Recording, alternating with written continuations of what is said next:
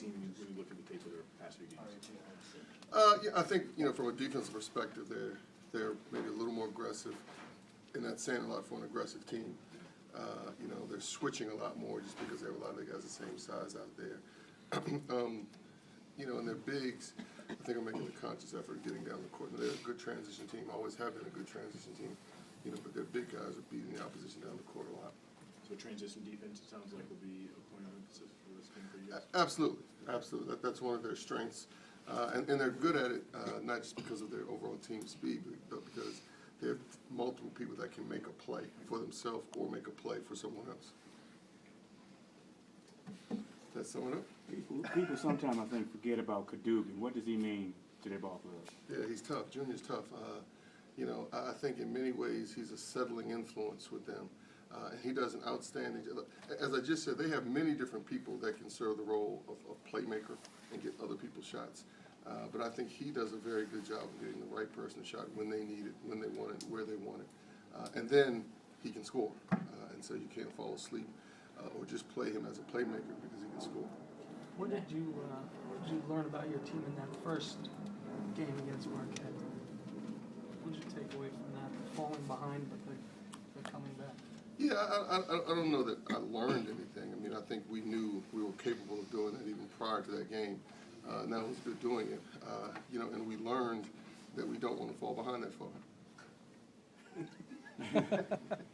Over here had something. Johnson Odom, I mean, people are touting him as a player of the year candidate.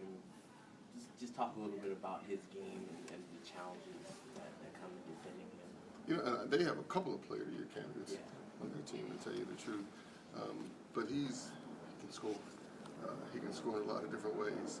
As a basketball fan, he's fun to watch. As the coach of Georgetown preparing for the last game of the regular season, he's hell to watch. But he can score. He can score.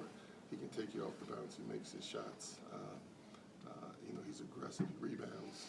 And then down the other end, he's not just an offensive player. He can guard pretty well too. So he's an all around. He's a complete player. Does a lot of different things for them. How about Jay, a guy who can bang inside and also has to step outside and knock down threes all day?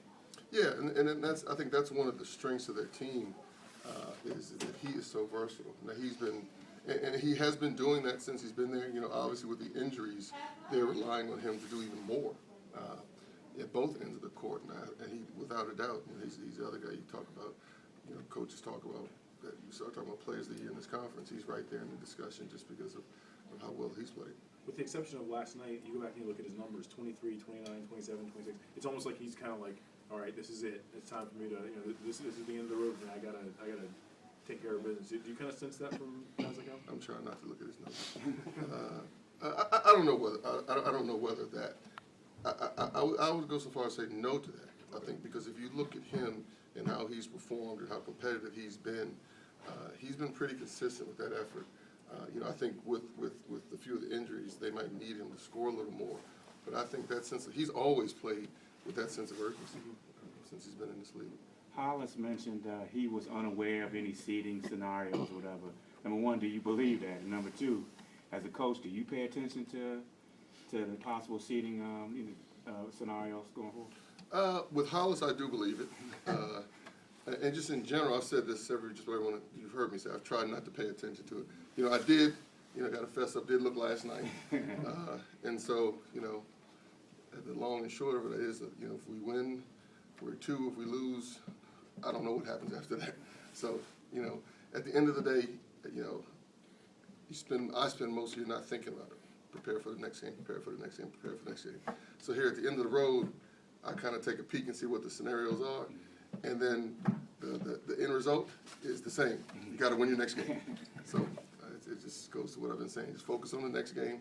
Everything else will take care of itself. I know it's been touched on sort of the last 2 games, but can you just talk about the way that your team has played defensively and sort of how that sets the tone kind of going into the postseason? Well, big picture postseason, yes, we played well. We have to maintain it.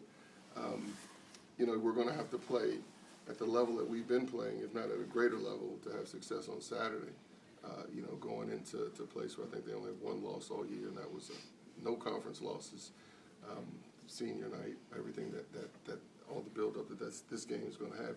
We're going to have to be against a very good offensive team, against a team that not only can put one or two guys that can hurt you, but they put five guys on the court that can hurt you. So our defensive effort is going to have to be very good on Saturday. And then you don't win this time of year if you don't defend.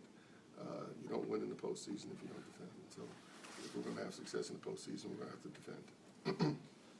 There was an article on ESPN earlier in the week that suggested that you should be Coach of the Year. When you hear stuff like that, is that flattering?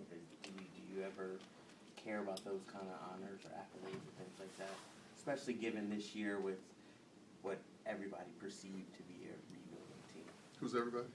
The media.